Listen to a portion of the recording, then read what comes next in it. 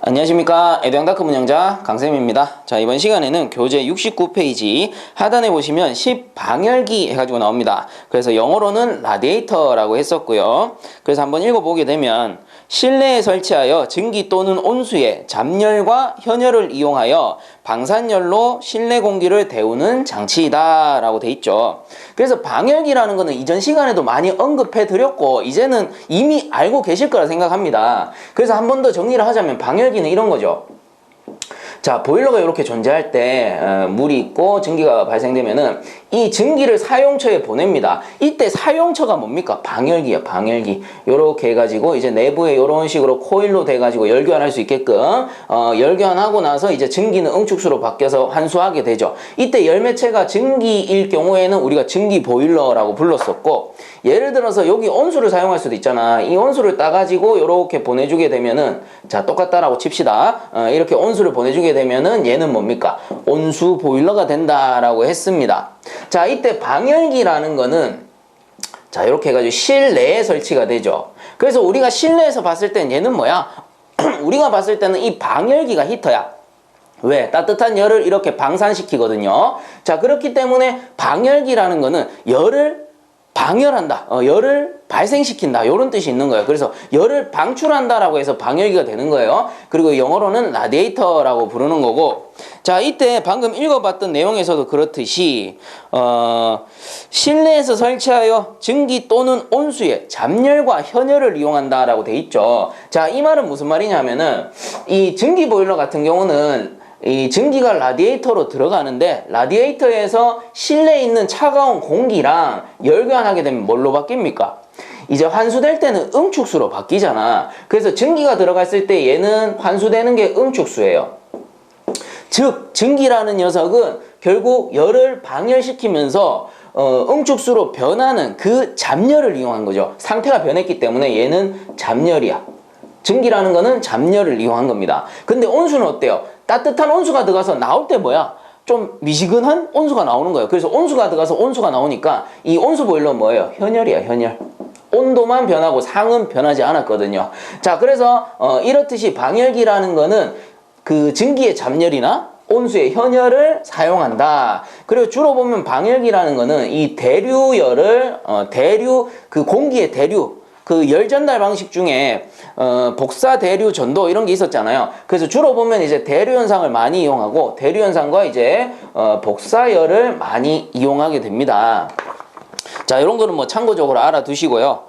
이제 넘어가 보면은 그 밑에 동그라미 1번에 재질에 따른 분류 해가지고 재질은 뭐 주철재, 강재, 알루미늄재가 있고 그 밑에 이제 동그라미 2번에 보시면 구조에 따른 분류라고 되어 있습니다. 그래서 여기 69페이지에 나오는 기역, 니은, 디귿 이거는 반드시 알아두셔야 돼요. 뒤쪽에도 보면은 뭐 뒤쪽에 잠깐 넘어가 보면 리을, 미음, 비읍 해가지고 나오는데 얘들은 문제에서 그 빈도수가 크게 나오진 않는데요. 이 69페이지 기역, 니은, 디귿에 주형, 세주형, 벽걸이형은 문제 반드시 나옵니다. 얘들은 단골이야. 무조건 나와. 그래서 얘들은 꼭 알아두셔야 돼요. 그래서 구조에 따른 분류해가지고 자, 방열기 구조에 따른 분류입니다. 자, 첫 번째 기역 주형 방열기 라고 쓰고 우리가 도시기호로는 요런 식으로 씁니다. 요게 로마 문자죠. 로마로 이제 숫자를 표기하게 되는데 자, 어떻게 읽느냐? 요 놈은 이주형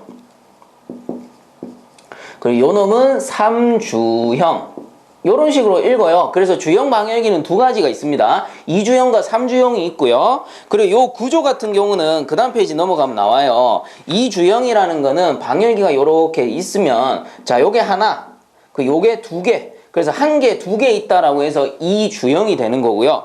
그 다음 삼주형은 뭐겠어? 그럼 이주형이 아니까 삼주형은 뭔데? 자, 한 개, 두 개, 세 개 있다라고 해가지고 한 개, 두 개, 세 개. 그래서 삼주형입니다. 자, 그래서 주형 방열기는 두 가지예요. 이주형과 삼주형이고요. 로마 문자로 표시를 하게 됩니다. 자, 로마 문자라는 게 중요해요. 자, 그리고 다시 69페이지 보시면은 이제 니은에 보시면 자, 니은에 이제는 세주형이 나옵니다. 세주형 방열기. 자, 그래서 얘는 이제 숫자, 아라비아 숫자로 쓰죠. 3 또는 5라고 씁니다. 그리고 표시 방법이 한 개 더 있어. 3C, 5C 이렇게 적어도 됩니다. 그래서 이렇게 아라비아 숫자로만 적으면은 세주형, 그래서 3세주형, 5세주형, 또는 이제 3 옆에 C를 붙여가지고 3세주형, 5세주형 이렇게 표시하기도 합니다. 그래서 이 표시 방법 정확히 알고 계셔야 돼요. 그래서 이렇게 표시해도 되고 이렇게 표시해도 된다라는 소리예요. 자, 그러면 이 세주형 방열기는 어떻게 생겼냐? 또 그 다음 페이지 넘어가면 있습니다. 그래서 이 3세주형, 5세주형인데 앞에서 주형 방열기처럼 구조에 따른 분류예요. 그래서 세주형이라는 건 뭐냐 하면은 앞에서 우리가 이주형 같은 경우는 이렇게 2분할했단 말이야. 이런 식으로 2분할했단 말이야. 근데 이 세주형은 여기서 더 분할시킨 거예요. 더 세분화시킨 거야. 그래서 3세주형이라는 건 뭐냐면은 우리가 3주형 뭐였어요? 하나, 둘, 세 개였는데 여기에서 어떻게 하냐면은 여기 가운데 하나 더 나누는 거야.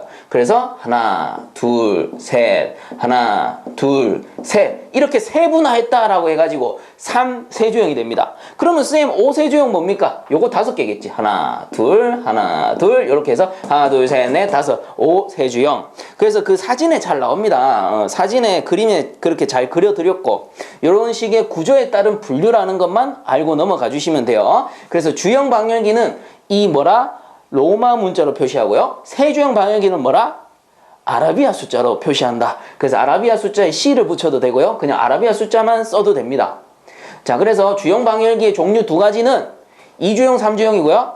세주형 방열기의 종류 두 가지는 3세주형, 5세주형이에요. 문제에서 간혹 보면은 이 다음 중 방열기의 구조에 따른 분류 중 틀린 것은 해가지고 보기에 4세주 이렇게 나와. 그럼 얘는 틀린 거지. 없잖아. 이 구조에 따른 분류에 4세주라는 거는 없습니다. 자, 문제는 이런 식으로 나와요. 자, 다시 69페이지 봅시다. 왔다 갔다 해서 죄송합니다. 책이 이게 책 구조상 어쩔 수 없이 좀 왔다 갔다 하네요. 자, 이제 디귿이죠. 디귿에 보시면은 이제는 벽걸이형 방열기.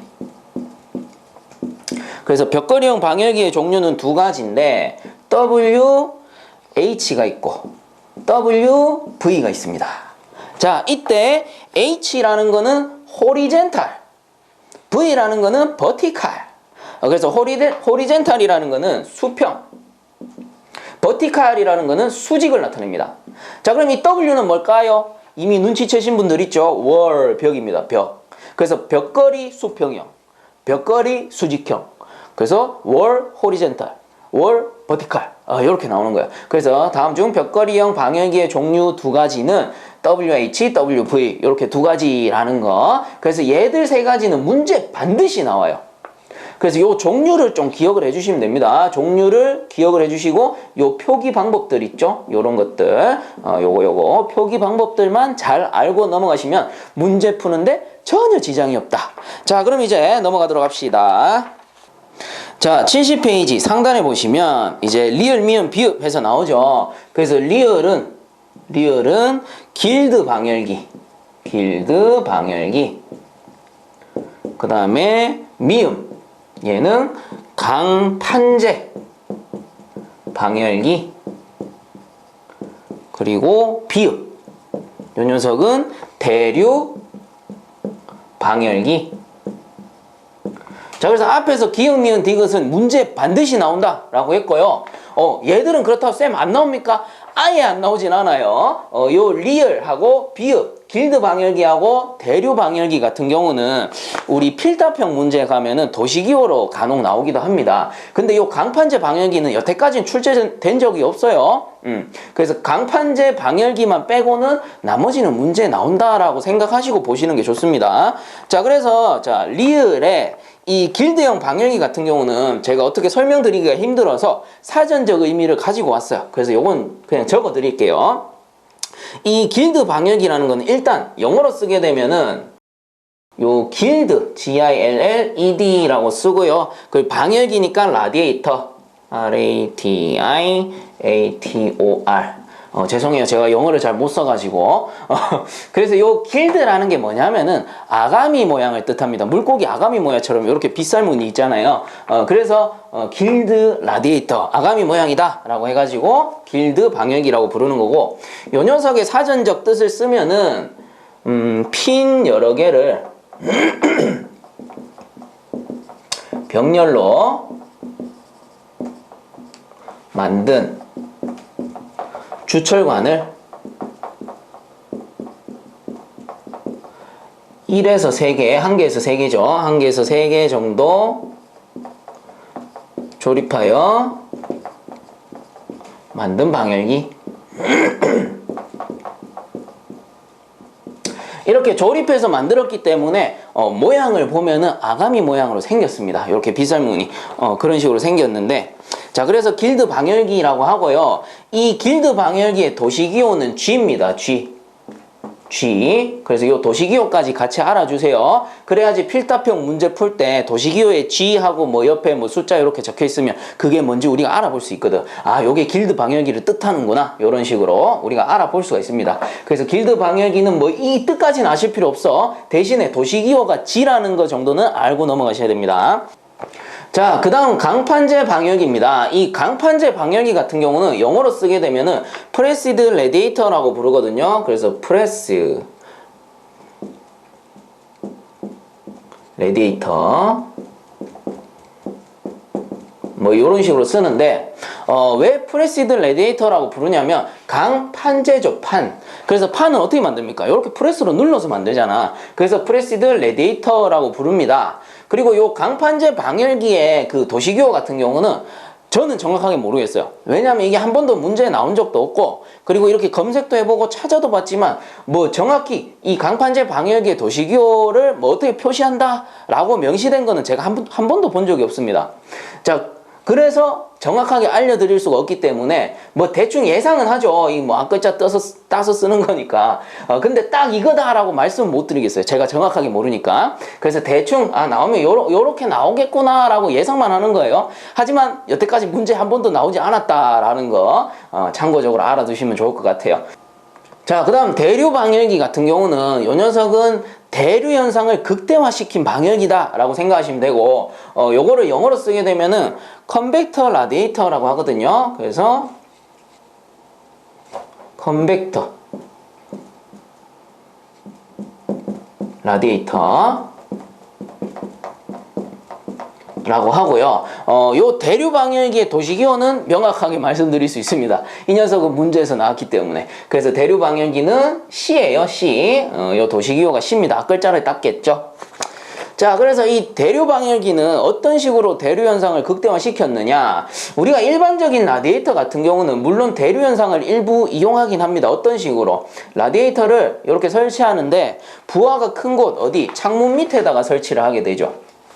그러면 어떻게 됩니까? 이 라디에이터에서 나오는 열기는 뜨거운 열이기 때문에 위쪽으로 올라가려고 해요. 근데 창문에서는 차가운 공기에 열이 이렇게 들어오잖아. 그럼 얘들 두 개가 만나가지고 자연스럽게 이렇게 대류 현상이 일어나는 거죠. 차가운 건 내려오려고 하고 뜨거운 건 올라가려고 하니까. 그런데 이런 일반적인 라디에이터는 창문 밑에 설치하지 않으면 어떻게 됩니까? 여기 이제 그냥 일반 벽이야. 그러면 그냥 대류 현상이 아니고요. 복사열에 의해서 이런 식으로 그냥 열교환할 수밖에 없어요. 계속 올라가려고만 하겠죠. 자, 요런 현상을 조금 방지하고 대류 효과를 증폭시키기 위해서 요 대류 방열기라는 거는 내부 구조를 조금 바꿨습니다. 물론 팬은 없어요. 자연 대류 현상을 일으키기 위해서 그 구조를 만들었는데, 이 대류 방열기는 구조상 요 밑에가 뚫려 있어. 이렇게 뚫려 있어. 아래쪽에서 차가운 공기를 흡수할 수 있도록 이렇게 뚫려 있습니다. 그래가지고 이 차가운 공기가 이렇게 대류 방열기 아래쪽으로 들어갑니다. 왜? 차가운 건 가라앉으려 하잖아요. 자, 그래서 여기 안쪽에 있는 코일하고 이렇게 열교환해가지고 이 차가운 게 열교환해서 뜨거워져 가지고 이렇게 나갑니다. 그럼 어떻게 돼요? 이 차가운 공기 계속 들어오고 뜨거운 공기 나가니까 이 자연스레 이렇게 대류 현상이 일어나겠죠. 그래서 이 대류 방열기라는 거는 대류 현상을 극대화시켜 놓은 방열기다. 요렇게 알아두시면 됩니다. 그리고 도시기호는 C다. 요렇게만 기억을 좀 해주세요. 그렇게 어려운 거 없어요. 그냥 이해만 하고 쭉쭉 넘어가시면 됩니다.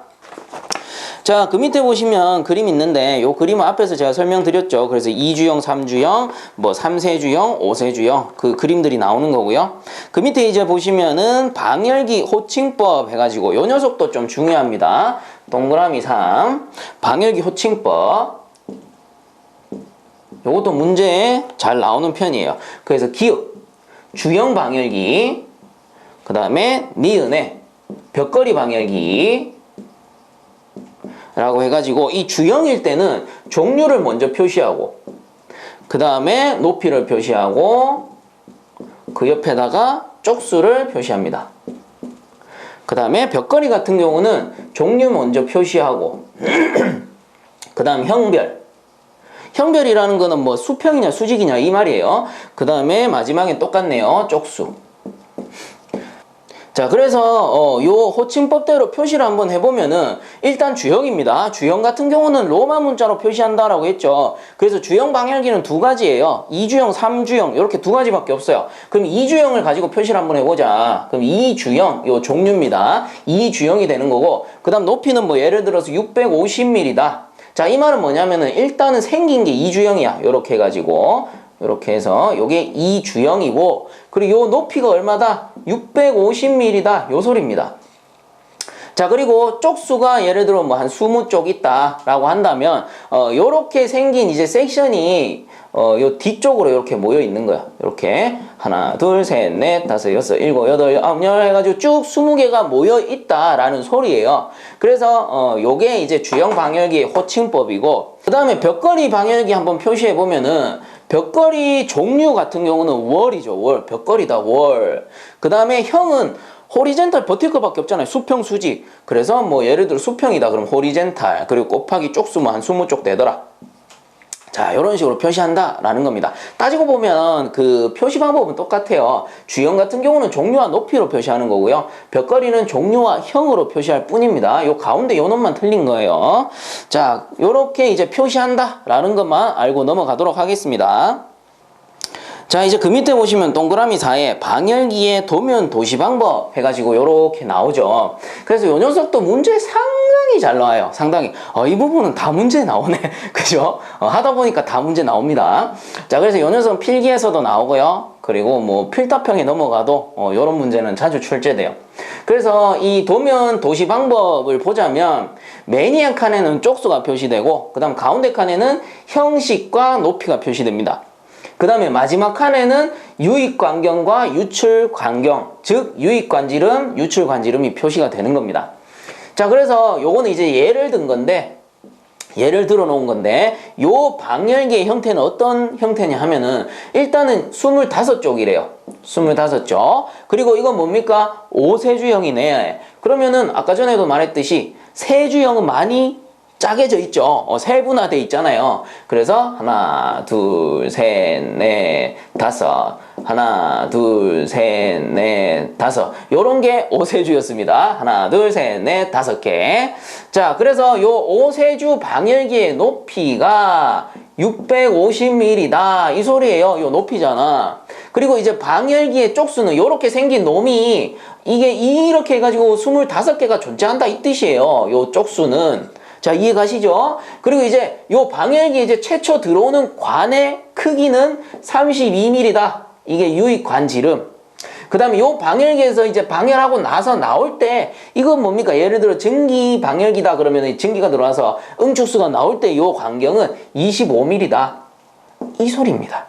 자, 그래서 요 도면 도시 방법 하나로 우리가 그 방열기의 상태를 전부 알 수가 있는 거예요. 자, 요렇게 나온다라는 거. 그래서 요거 반드시 기억해야 되죠. 매니 칸은 쪽수, 그다음 가운데는 형식 높이, 그다음 마지막 칸에는 유입 관지름, 유출 관지름. 저는 뭐 요거는 유입 관경, 유출 관경 요렇게 부르는 게 더 쉽더라고요. 자, 그리고 이제 넘어가도록 합시다. 밑에 보시면 동그라미 5번에 방열기에 배치해서 나옵니다. 그래서 기역에 보시면 외기압 접한 창문 아래쪽에 설치한다. 그렇죠. 부하가 큰 곳, 즉 창문 아래쪽에 설치해줘야 그 창문에서 들어오는 차가운 공기와 라디에이터에서 올라오는 뜨거운 공기가 서로 대류 현상을 일으키니까 이왕이면 창문 아래쪽, 그래서 관로에 나오죠. 부하가 가장 큰 곳, 대류 현상을 이용한다. 이렇게. 그 다음에 니은에 보시면 기둥형 방열기 해가지고, 기둥형이라는 거는 이 방열기가 있으면 방열기 밑에 이렇게 발이 있는 거야, 발.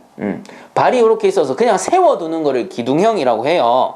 자, 그래서 요 기둥형 방열기 같은 경우 줄 거 주세요. 벽에서 50에서 60mm 거리에 설치한다.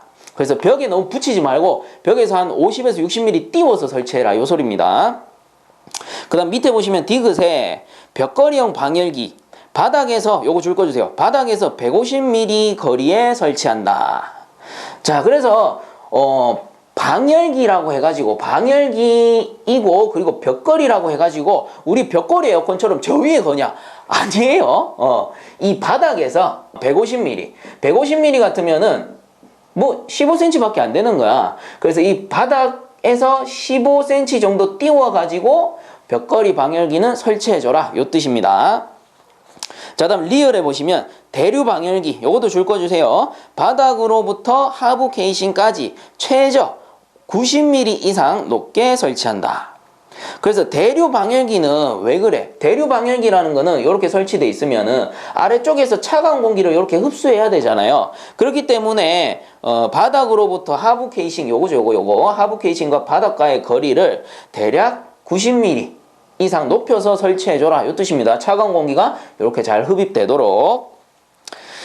자, 그 다음에 이제 왼쪽에 보시면 핵심 키 해서 나옵니다. 그래서 보시면 시험에 잘 나오는 내용 해가지고 나오고요. 어떤 거냐? 방열기와 벽과의 거리, 방금 했죠. 방열기하고 벽과의 거리는 50에서 60mm를 유지시킨다라고 했잖아요. 그래서 50에서 60mm, 일반 방열기라고 나올 때도 있고 주철제 방열기라고 나올 때도 있으나, 이 말은 문제에서, 기출 문제에서 일반 방열기 또는 주철제 방열기라고 나오는데 결국은 나오죠. 주철제 방열기 및 대부분의 방열기는 기둥 방열기에 속한다. 그래서 그냥 세워두기 때문에 전부 기둥형 방열기가 되는 거예요. 그렇기 때문에 벽과의 거리 50에서 60mm, 이거 반드시 알아두셔야 되는 겁니다. 자, 그 다음 이제 본문으로 돌아갑시다. 자, 이제 그 밑에 동그라미 6번 상당 방열 면적 EDR에서 나오죠. 일단 줄 거 주세요. 방열기의 방열 면적당 보일러의 능력으로 레이팅이라고도 한다. 자, 아직은 뭔 말인지 몰라요. 일단 넘어갑니다. 자, 그 밑에 보시면 동그라미 7 방열기 표준 방열량 해서 나옵니다. 자, 동그라미 7 방열기 표준 방열량. 그러면 쌤, 방열량이면 방열량이지 왜 표준 방열량입니까? 이렇게 물어볼 수 있잖아요. 자, 그래서 이 방열량이라는 건 뭐냐면은 뭐 예를 들어 이런 겁니다. 우리가 난방부하를 구해야 돼. 난방부하를 구하기 위해서는 방열기의 열량을 구해야 됩니다. 근데 이놈의 방열기라는 놈은 시시각각 열량이 변하는 거야. 왜? 외부에 이제 부하가 계속 바뀌니까 공기의 흐름이라든지 이제 외부 내부 사정이 다 다를 거 아닙니까? 그 시시각각 열량이 변해. 그 방열기의 열량이 시시각각 변하니까 난방부하도 구할 수 있다 없다? 못 구하는 거야. 자, 그래서 우리가 표준을 내버린 거예요. 증기 보일러를 사용할 때는 면적당 얼마만큼의 열량이 발생하더라. 그리고 또는 온수 보일러를 사용할 때는 면적당 얼마만큼의 열량이 발생하더라 라는 거를 표준을 잡아버린 거지. 그래서 이렇게 표준 방열량을 구해 놓으니까, 표준 방열량이라는 건 방금 말했지만 면적당 얼마만큼의 열량이 발생하는지를 알아 놓은 거거든요. 그렇게 표준을 잡아 놓은 거란 말이야. 그렇기 때문에 만약에 그 건물의 면적이 10m 자승이든 아니면 20m 자승이든 그냥 면적만 곱해버리면은 결국 방열량이 나오는 거예요. 자, 그렇게 이제 방열량을, 시시각각 변하는 방열량을 찾을 수 없으니까 표준을 잡아버린 거예요.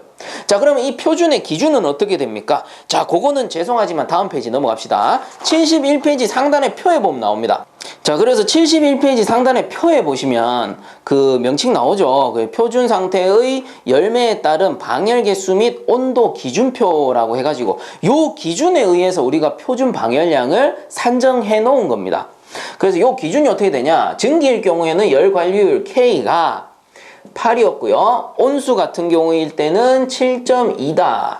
그 다음에 온도 상태 같은 경우는 요거는 델타 T입니다. 온도 차이기 때문에 열매 온도랑 실내 공기 온도를 빼줘야 돼요. 그래서 증기일 경우에는 102-21도씨가 되는 거고, 그 다음에 온수일 경우에는 80-18이 되는 거겠죠. 자, 이때 단위로 치게 되면 K라는 건 단위가 뭐예요? 열 관류율이니까 kcal/m 도시가 됩니다. 자, 그리고 델타 T 온도 차는 당연히 온도니까 도시가 되겠죠. 자, 이때 요 값을 곱하는 거예요. 두 개의 값을 이렇게 곱하는 거야. 곱해보니까 표준 방열량이 나온 건데, 자, 이때 증기 같은 경우는 요 녀석이 648이 나왔어요. 648. 그리고 온수 같은 경우는 446.4가 나왔네요. 자, 이렇게 하니까 좀 숫자 지저분하죠. 숫자 지저분하기 때문에 야, 대략 그러면 증기 보일러일 경우에는 표준 방열량을 650으로 하자. 약속을 한 거예요. 그 다음에 온수 보일러일 경우에는 표준 방열량은 이 지저분하니까 450으로 하자. 우리가 알아보기 좋게끔. 자, 요렇게 만들어진 겁니다. 그리고 단위로 나타내면은, 자, 요거 두 개를 곱했으니까 도시 사라졌죠. 그러니까 킬로칼로리 퍼 미터 자승 아워. 킬로칼로리 퍼 미터 자승 아워. 자, 그 다음에 요것도 킬로칼로리 퍼 미터 자승 아워가 되는 겁니다. 그래서 단위를 읽어보면 1미터 자승당 1시간 동안 발생할 수 있는 열량, 이게 표준 방열량이잖아요. 아까 말씀드렸죠. 표준 방열량이라는 거는 1미터 자승당 발생시킬 수 있는 열량이라고. 자, 그게 이제 단위에서 나오는 거예요. 그래서 1미터 자승당 1시간 동안 발생시킬 수 있는 열량이 표준 방열량이 되는 겁니다. 그럼 난방부하를 구하고 싶으면 결과적으로 면적만 곱해주면 되지. 면적만 곱해주면은 예를 들어 곱하기 뭐 한 10m 자승이다. 그러면 미터 자승 사라져서 킬로칼로리 퍼 아워라는 열량, 즉 난방부하가 나오게 되는 겁니다. 자, 그럼 이제 앞으로 잠깐 돌아가서 이제 70페이지 맨 밑에 보시면, 맨 밑에 보기 전에 그 네모 박스 바로 위에 보면은 표준 방열량에서 기억, 니은 나오죠. 그 나오는 식이 방금 정리해드린 요 식입니다. 그래서 증기일 경우에 8 곱하기 102-21 해가지고 650이 나온 거고, 온수일 경우에는 7.2 곱하기 80-18 해가지고 450이 나온 겁니다. 자, 그러면 이제 밑에 박스에 보시면 난방부하 해서 나오죠. 난방부하. 그래서 결국 이 난방부하를 구하기 위해서 앞에서 그 상당 방열 면적도 줄을 끊고 넘어온 거고, 그 다음에 표준 방열량도 우리가 알아본 겁니다. 그럼 난방부하라는 거는 요게 이제 Q라고 하고요. 단위는 킬로칼로리 퍼 아워가 됩니다. 그래서 난방부하 Q는 스몰 q 곱하기 EDR이에요. 자, 이때 스몰 q라는 거는 요 표준 방열량. 표준 방열량. 그래서 단위로는 요거죠. 킬로칼로리 퍼 미터 자승 아워. 그 다음에 요 EDR은 뭐예요? 그냥 줄만 끊고 나왔지만 요 명칭이 상당 방열 면적이라고 했죠. 그래서 면적이잖아. 그럼 단위 뭔데? 미터의 자승이거든. 그래서 곱해주면 뭐가 나와? 미터 자승 사라져서 킬로칼로리 퍼 아워라는 난방부하가 구해지는구나. 그래서 난방부하를 구하는 공식이 뭡니까? 표준 방열량 곱하기 상당 방열 면적이에요. 면적. 자, 이제는 이해가시죠? 요 공식 하나 알려드리려고 여태까지 설명을 해드린 겁니다. 이렇게 힘들게 유도를 해드린 거죠. 자, 그래서 요 공식은 반드시 알아두셔야 되죠. 난방부하 구하는 공식은 표준 방열량 곱하기 상당 방열 면적이다. 그리고 요 상당 방열 면적을 표준 방열 면적이라고 부르기도 합니다. 자, 이제 다시 넘어가도록 합시다. 그래서 71페이지로 넘어와 가지고요. 그 매니의 표 바로 밑에 보시면 개념 잡기 문제 나오죠. 문제 한번 풀어볼게요. 다음 방열기 도시기호 중 벽걸이 종형 도시기호는, 그래서 벽걸이라는 건 뭡니까? 벽걸이라는 거는 월 W였고요. 그 다음 종형이라는 거는 수직입니다. 수직이라는 거는 버티칼 V. 그래서 답은 2번이구나. WV. 자, 그 다음 밑에 보시면 11 스트레이너 해서 나오고요. 그 옆에 보시면 여과기라고 돼 있죠. 그래서 한번 읽어보면 주요 밸브 및 부속 장치 앞에 설치하여 관내에 줄 긋습니다. 불순물을 제거하는 장치. 자, 그래서 이 녀석의 주 역할은 이물질 제거입니다. 이물질이나 뭐 불순물이랑 같은 말이죠. 그래서 요 스트레이너의 도시기호 같은 경우는 이렇게 있으면은 이런 식으로 그려요. 그래서 유체가 이렇게 지나간다 라고 했을 때, 그래서 요 녀석은 Y형 스트레이너거든요. 그럼 Y형 스트레이너 어떻게 생겼습니까? 이렇게 Y자로 생겼어요. Y자로 딱 생겨가지고 내부 구조 같은 경우는 여기에 여가망이 딱 설치가 되거든요. 그럼 유체가 이렇게 지나간다 라고 했을 때 유체 중에 이물질이 여가망에 딱 걸려요. 그러면 요 여가망에 걸려서 이 아래쪽으로 이동을 합니다. 그러면 나중에 유체를 뭐 예를 들어서 보일러를 다 돌리고 나서 보일러가 운전 정지하면 이물질이 여기 밑에 이렇게 모이겠죠. 스트레이너 밑에. 그러면 여기 스트레이너 밑에 보면은 플러그라고 해가지고 우리 현장에서 뭐 메꾸라 이렇게 부르는데 이 볼트처럼 생긴 게 있어요. 그래서 요걸 풀어내면은 안쪽을 청소할 수가 있습니다. 자, 요런 게 이제 스트레이너, 다른 말로는 여과기. 주 역할은 뭡니까? 이물질 제거. 그래서 밑에 보시면 동그라미 1번에 형상에 따라 Y형, U형, V형이 있다. 요거 줄 거주세요. YUV, YUV 이렇게 세 가지입니다. 그리고 그 그림은 이제 밑에 나오니까 참고하시고요. 그 다음 동그라미 2번에 보시면 여과기의 여가망의 단위는 메쉬, 요것도 줄 거주세요. 메쉬. 자, 이번 시간은 여기서 마치도록 하겠습니다. 본 강의가 도움되셨다면 유튜브 에듀앙닷컴 검색 후에 구독과 함께 영상 하단에 보시면 따봉 버튼 있으니까 한 번씩만 눌러주시면 감사하겠습니다. 자, 수고들 많이 하셨습니다.